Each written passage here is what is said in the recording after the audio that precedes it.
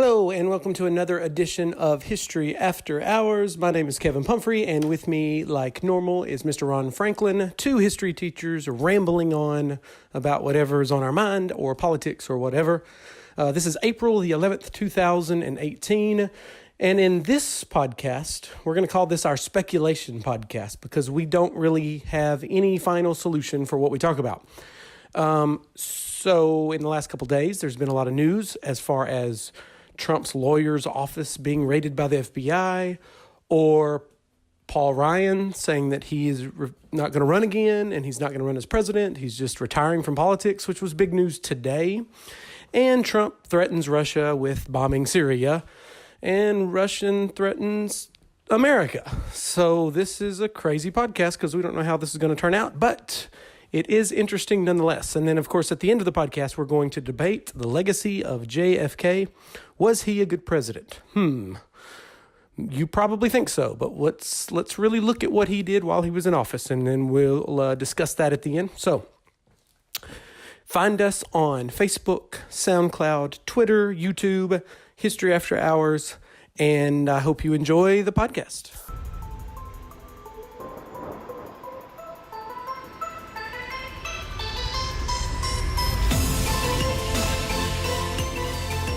Okay, so let's talk about the news, everyone. This is a crazy day. Yesterday was a crazy day, as it usually is. So we're gonna dive right in. Let's start with what happened earlier this week. I guess yesterday, although it feels like a week ago. Trump's personal lawyer, Michael Cohen, had FBI investigators basically go into his office and seize official documents, papers regarding, I guess the impetus for this was the Stormy Daniels hush money or whatever you want to call it. Yeah, I guess so, yeah. But apparently they seized more than just that. There was other tax documents involved. So how important is this? I mean, Trump is screaming attorney-client privilege is dead. You know, obviously this doesn't really violate that if illegal activities have been made. Many people think that this is similar. It's basically going to be some sort of campaign finance stuff that's going to be happening. Like Jonathan Edwards. Remember Jonathan Edwards? In 2008, maybe, he was running for president, and he got a lot of his donors to pay hush money to somebody. Similar thing. Mm-hmm. And he got charged with like 5 counts of campaign finance fraud or whatever. So it could be that. It could be a lot more. Yeah, you haven't really heard of him or heard from him since. Right, that's true. So, yeah, he went away after that. Michael Cohen apparently has been Trump's personal lawyer, or what they call his fix-it man. Now, is this the same guy that has admitted that he paid her? Yes, $130,000? Yes, this is the same guy that admitted he did this. Okay, and the non-disclosure agreement, even though Trump didn't sign it, he was responsible for that, right? Correct. Okay. So, but it's not just this. He's been Trump's personal lawyer for a few years now. He even called himself Trump's fix-it man. So by seizing, there's no telling what the FBI has their hands on now. Well, let's see if the lawyer version of Bob the Builder, he can fix it. Let's see if he can fix it this time. I don't know, man. Like, this is, from what I understand, if just because there's a payment and just because there's a non-disclosure agreement doesn't make that problematic. There are things like that all the time. However, if this was Trump's doing, instructions to Cohen during the campaign, because Cohen was also part of the campaign, then it has to do with the campaign, which ties it back in with campaign finance, which is a crime to shut people up like that. So I don't know. We'll see where that goes. But isn't that? Am I understanding that right? Yeah, I think if it can be a crime, then attorney-client privilege is out the window. Mm-hmm. And apparently, from what I've heard most pundits say, that this warrant that they obtained, the Mueller investigation, is going to be pretty... You can't just walk downtown and get yourself a warrant like that. You can't just invade a lawyer's office, especially the lawyer of the president. Right. Without some legit, reasons. Mm-hmm. So obviously, I think the burden of proof is that there was no other way to obtain this information, and that this information is very probable illegal, and it was instrumental to the investigation. Who has to sign off on that? I mean, several people have to look at the credibility of the. There's got to be a federal judge, access, right? Yeah, the Mueller investigation had to go to a federal judge to get this signed off. And I think it was a New York judge who actually was appointed by Trump, Okay. who then signed off to that it was okay for the FBI to raid this. So they must have had some really Something. good convincing argument to say, hey, we need this for that judge to be able to sign off on And then it. somebody else in this situation recused themselves because they would be biased towards Trump. So there was a lot of this, though. Now, all this was unknown until it actually happened, obviously. Right. Now, Michael Cohen is saying, look, if they didn't need to do this because I was cooperating, this is where he says it's illegal as a lawyer, because he is a lawyer. He says, look, I was cooperating with FBI. If they had just requested the information, I would have given it to them. But what I heard some people say is that couldn't be true, or they wouldn't have done this. Like, apparently he was being uncooperative, and that's why they ordered this. In this particular case. Right. And now I don't know what they seized or what they could seize. There's a few ways I've heard this can go down. There could be a third party that actually looks at the documents, and the Mueller investigation actually does not look at the documents until the third party deems that it's, there's all sorts of logistical things that Mueller can do. Yeah, and just because they took this stuff doesn't mean that it's viable. Right. And by the way, everybody, in case you haven't realized, this is History After Hours, and this is going to be called our speculation podcast because all this broke within 24 hours, and we don't know how this is going to play out. Yes, but especially these last two things we're going to talk about. Just Right. just suddenly there's news, right? So that's one thing, is this Cohen, this is the new thing in the Trump investigation. So we'll see how that plays out. Now, today, I wake up bright and early. I check Twitter at some point. Speaking of storms, And yeah, Trump tweets basically missiles are coming and basically threatens Russia not to shoot them down. back just a week ago, he said we're getting out of Syria, Yes. and then he said, well, there's no. I guess the military came back and said there's no timeline. We can't get, And then he comes back and says, well, do you think that this is based on the fact that there was some sort of reportedly there's been a chemical attack from the Assad regime against his own people, and this is Yes. didn't we have missile strikes the last time there was some sort of they said chemical attack, and then we sent all those Tomahawk missiles in. That happened months and months ago, right? But Yeah. so this is kind of That's when, people were standing up, he's now presidential, and the Republicans loved it. apparently that the idea about him seeing chemical attacks on people, that really stirs him in some way that maybe we haven't seen before, because this war's been going on for years, and there's been tragedy and travesties continuously. But then all of a sudden, chemical attack, missile strikes. Chemical attack threatens missile strikes. So that's interesting to me that there's that pattern. Yeah, and you got to wonder how much Trump has got to be affected not only by what we just talked about with his personal lawyer being investigated. I mean, that would make any rich businessman nervous, Sure. much less the president of the United States. You've got to to be as rich as some of these guys are, there's some loopholes, there's some things. But, okay, so here is the actual tweet. And Right. let's just take this. First of all, 9 hours ago, I'm reading this, Trump tweets, Russia vows to shoot down any and all missiles fired at Syria. Get ready, Russia, because they will be coming. Nice and new and smart. You shouldn't be partners with gas-killing animal who kills his people and enjoys it. Now, right after that's basically threatening Russia not to shoot these missiles down. Right after that, he sends another tweet, right after that says, our relationship with Russia is worse now than it ever has been, and that includes the Cold War. There is no reason for this. Russia needs us to help with their economy, something that would be very easy to do, and we need all nations to work together to stop the arms race. Is he backtracking then? Yeah, minutes after, Did 2 hours Did after. somebody see that first tweet and go, "Oh, dude, like you can't say"? I mean, Yeah, that seems like what it would be. that's an open threat against a major player in this game. And you can't delete it because every time Trump sends a tweet, immediately thousands and thousands of people know about it. Yeah. So you can't go back and delete it. That makes it look worse. So this almost is like you say something tough because you need to sound tough, and you also hate the thing about the chemical weapons and the Assad regime, which Russia backs. And so now you've said this. I think advisors get in his ear and go, "You've got to do something to moderate this." So this is almost like an olive branch in a sense. I would love to know what was on Fox and Friends this morning. Uh, I wonder if they were talking about Syria and killing their own people with gas, and Trump got, when you watch TV, you get frustrated by something. You might make a knee jerk. Well, 2 hours after that last tweet. So the first one, he's threatening Russia. The second one, he's trying to make up, I guess. 2 hours later, he said, much of the bad blood with Russia is caused by the fake and corrupt Russian investigation. Oh. Headed up by all Democrat loyalists. So spin that. Okay. Or people who work for Obama. Back towards Mueller is most conflicted of all. Mueller's not a Democrat. I know. None of the people in this investigation are Democrats that I'm aware of. Not from the Mueller camp, Mueller side of it, right? I know. Yeah.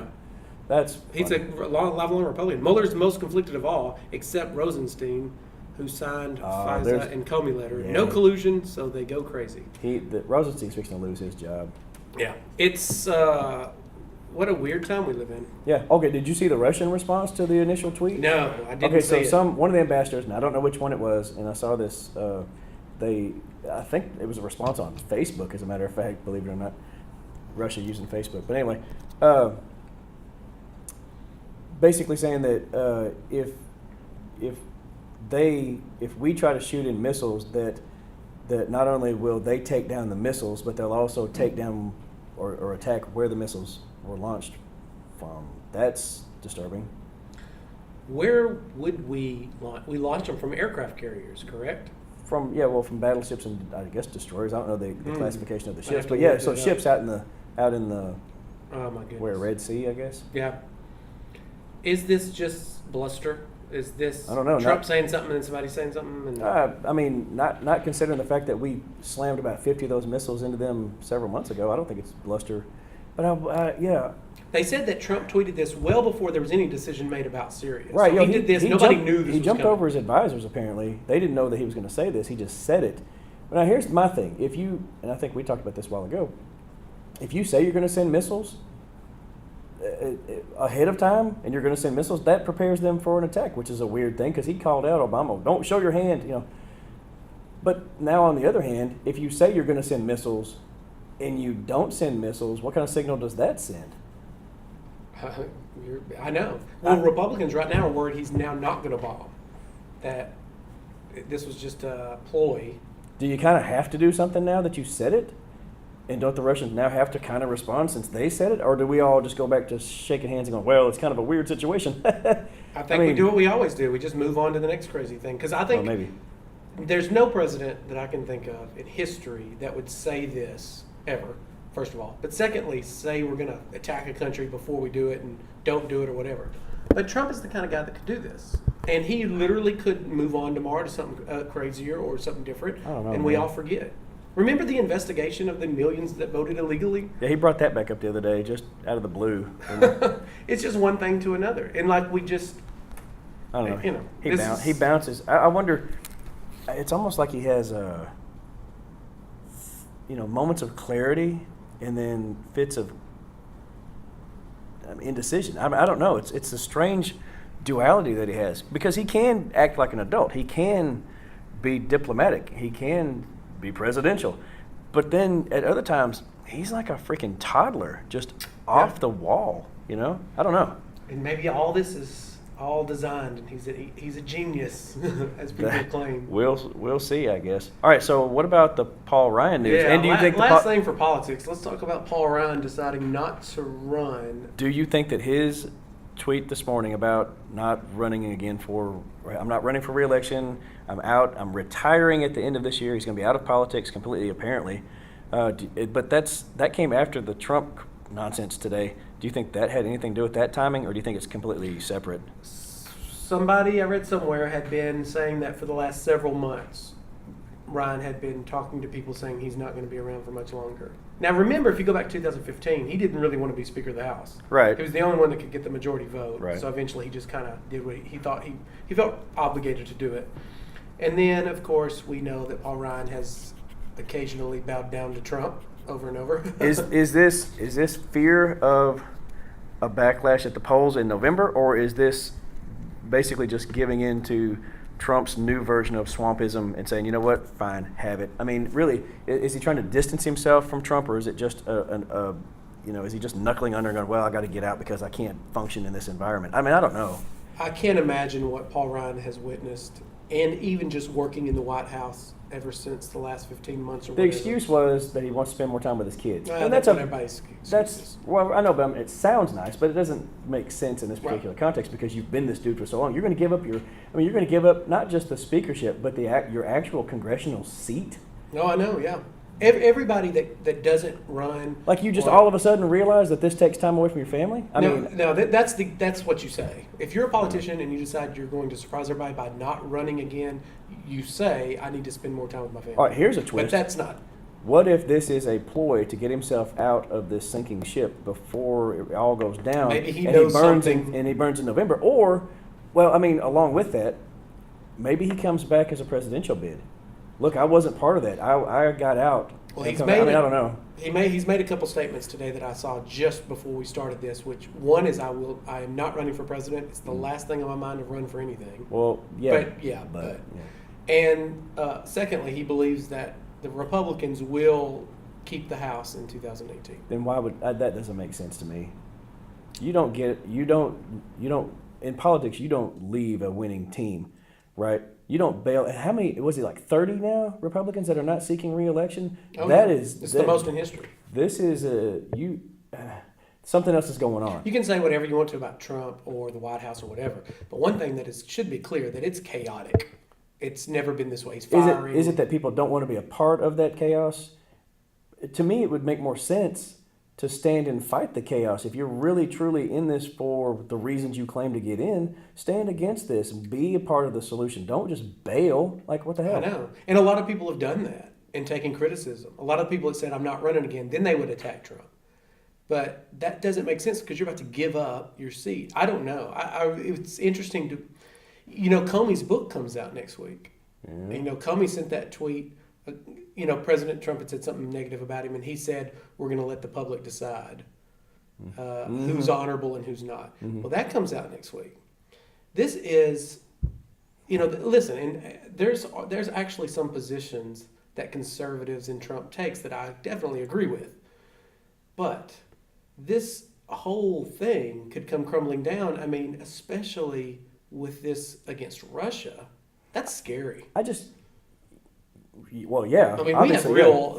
I remember Cold War. I mean, I was just first in college when all that ended, so to speak. Mm-hmm. It didn't really go away completely, I guess. But the fall of the Berlin Wall. I mean, I watched that happen live. So I mean, I remember that moment. This is back to almost like Red Scare type stuff. Yeah, Russia's number 2 in nuclear missiles. So, this is the country we. And they're talking about amping themselves up. They've got new technologies. We're talking about adding to our nuclear arsenal. I mean, the militarism aspect of it, plus the extremes that we see in the political systems across Europe and actually just across the world. But places that had been trending democratic and more social, not socialist per se, but I mean, social programming and progressive, right? Like that seems to be going in the other direction. You guys visited Hungary last year. Did you see this? The Orban guy that has been their prime minister for a long time, but just got re-election, landslide apparently. But he is mega, anti-immigrant. Oh yeah. We're going to defend Christianity from Islam and blah. I mean, he's that guy. Build walls and all that, and being applauded for his stance. So we'll see. That's been a growing trend, right? So all this kind of fits into that. It feels Cold War-ish to me because I remember that pretty clearly. Everything we're talking about is pretty new, so once again, this is speculation. But let me throw this at you. Okay. Trump, for the first year or more of his presidency, didn't really say much negative about Russia or Putin or anything. Right. And then all of a sudden this happens. But at the same time, he backtracks. He backtracked it, and he tried to make it better. So it's not like he's really criticizing because then he comes back and goes, well... It's almost like people are getting in his ear saying, you got to sound tough on Russia because of the investigation. That's what I was thinking. Is that where you're going? Okay. Well, I mean, that's just, it feels like that's... It feels like advisors are saying, hey, you got to stand up to Russia. Yeah, but then at the same time, he can't quite actually call them out on anything. Yeah. That's what, what I'm saying? Because I'll be tough, but then he's not so tough.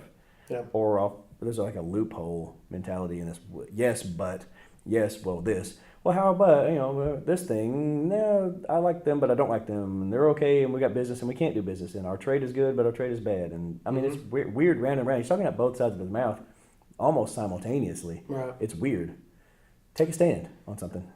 That's what he ran on. That was his platform. I know. I'm the guy who's going to say what needs to be said. I don't care who I offend. I'm tired of all this PC BS. He's flip-flopping back and forth within minutes of himself. I don't know. You know? Oh yeah, this is. How many times can I say I don't know in one podcast? I don't know. We don't know what's happening. We know it's crazy.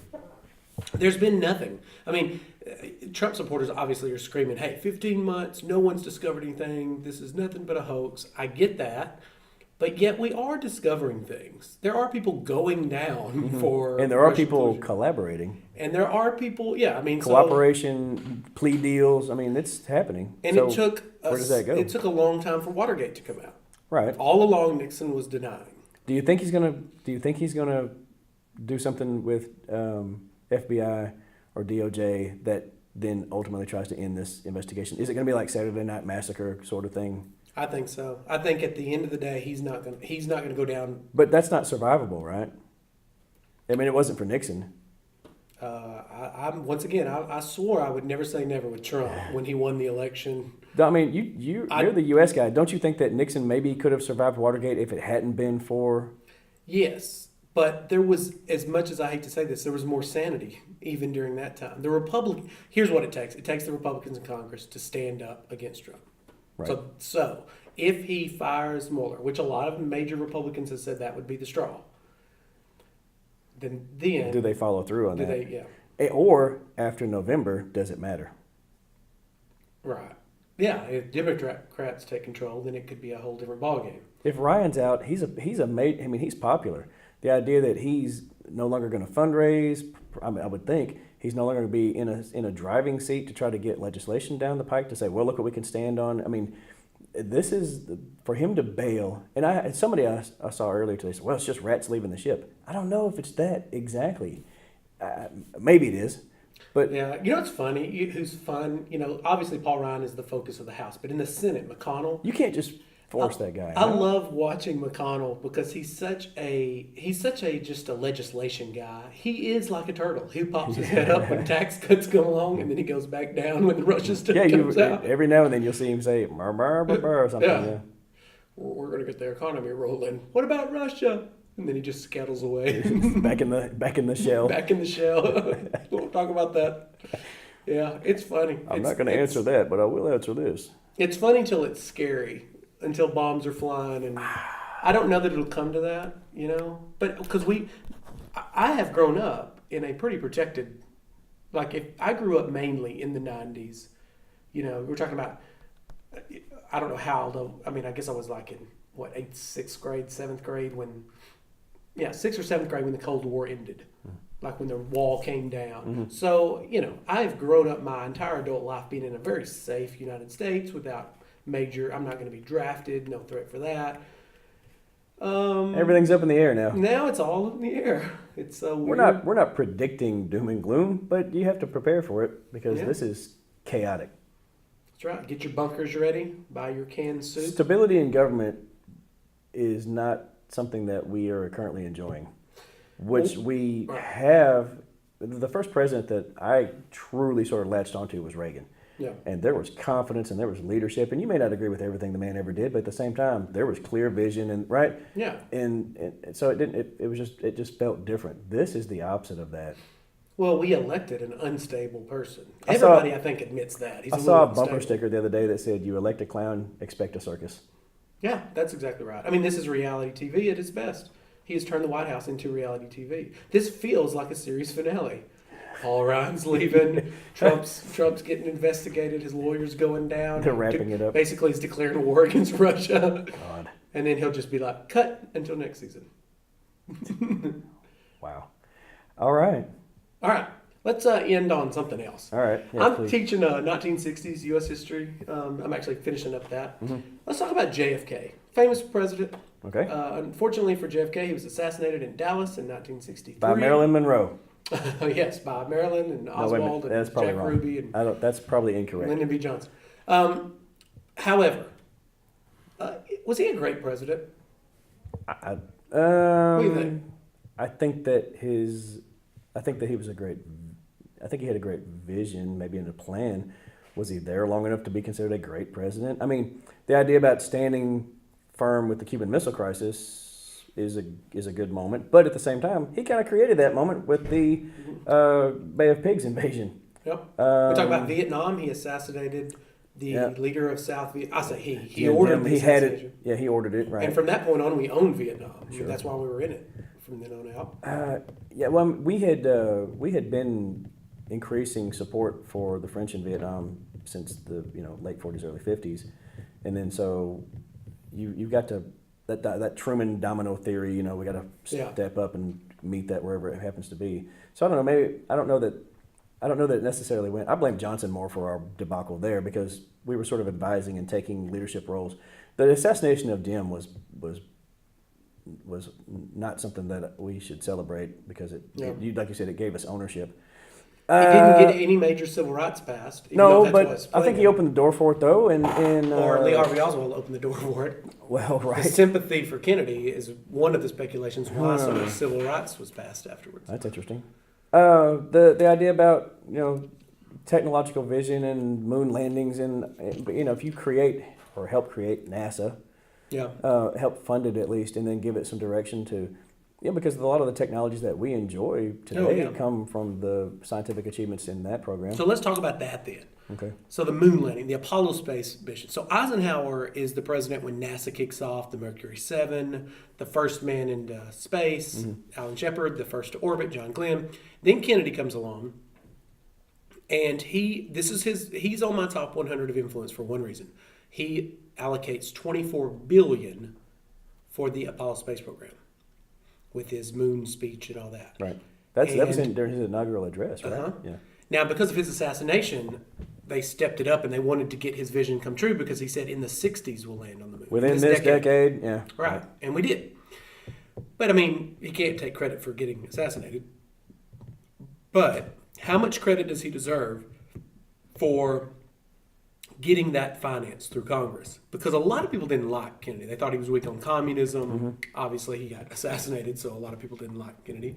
But he had mob ties, perhaps. A lot of people I've heard. Some say that even you put any president in that situation, he could have gotten that money because of Sputnik. Yeah. We were dangerously behind the Soviets in the space race, and that I don't know. Well, I said Reagan a while ago, and sometimes the personality fits the moment. You know what I mean? Right, yeah. Like Reagan wasn't necessarily the most outstanding president we ever had, but his leadership and his vision and his communication skills really were what we needed at that moment to push us forward. And so I think maybe Kennedy's that guy too. A lot of people believed in his message. A lot of the young people who saw him as a fresh start past the torch. Generation. Yeah. So even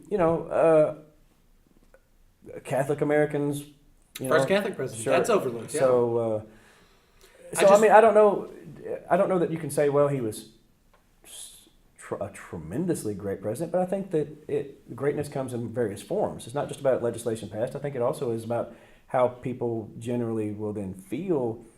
And I know we're making broad generalizations, but the country itself felt like it was going in the right direction, at least for a lot of people. I know I speak to my mother about this, and she was a young person at that time, and really dug in with the Kennedy crowd. Like she really believed in his message, and it felt right.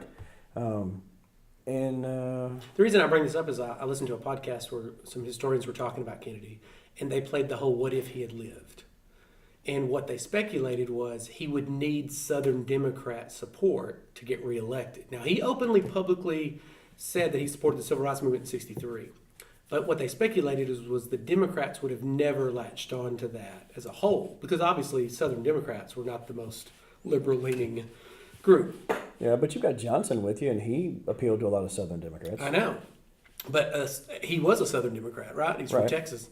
But he wouldn't have passed the Civil Rights Movement except for the pressure of the Civil Rights Movement plus the death of Kennedy. So what they were speculating is the Democratic Party would have been completely different than it is today had Kennedy lived. Oh, that's interesting. And so I always just think, like, every time we talk about Mount Rushmore, who would we add?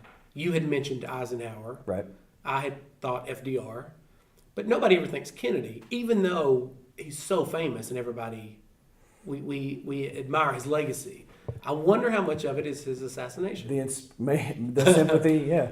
Well, I think you're right. Like we think maybe that is the whole thing because how long was he in office actually? 3 years. Okay.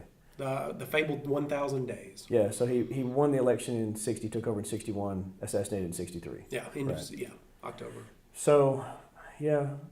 You just wonder how much that skews our opinion of a president because I remember being a kid thinking, oh yeah, we give him civil rights, he's awesome. But, that was Johnson, and that was because of his... 2 of the 3 presidents on Mount Rushmore were shot. Two of the 4 presidents, were shot, right? Yeah. I mean, Lincoln was assassinated.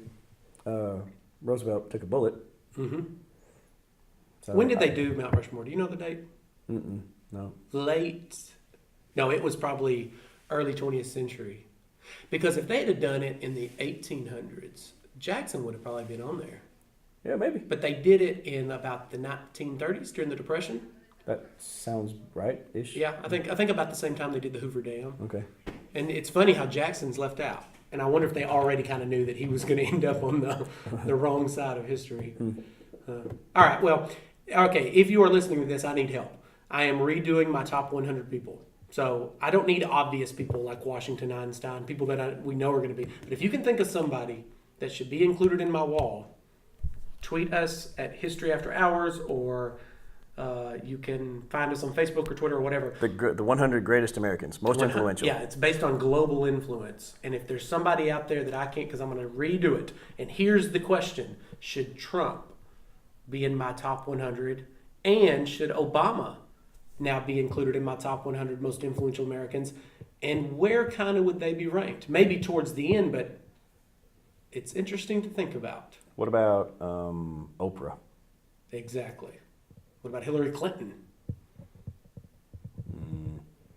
If she'd have won, she definitely would be. Do you have to have continuous influence, or could it have been influential for a moment?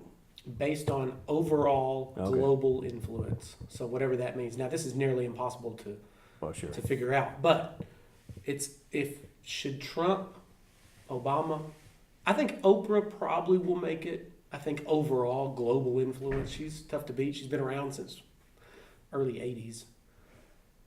All right, well, I guess that's the podcast. That's the Scattered Brain Speculation Podcast. So we will see you next week. Goodbye, everybody.